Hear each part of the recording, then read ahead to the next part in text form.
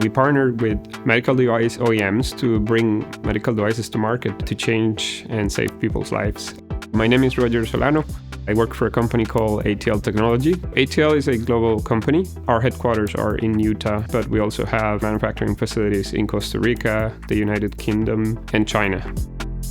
We were outgrowing all of our systems. Our tools were not consistent. We had different levels of maturity. So we needed to implement something that was global in nature and that we could continue to scale. One of the main benefits of implementing Autodesk PLM software has been the globalization of our data, the access to our data. All of our teams are working in the same database in a cloud environment. This has increased significantly our collaboration with operations with the manufacturing facilities, and it has made it so that we are producing a product, a design that is ready for manufacturing.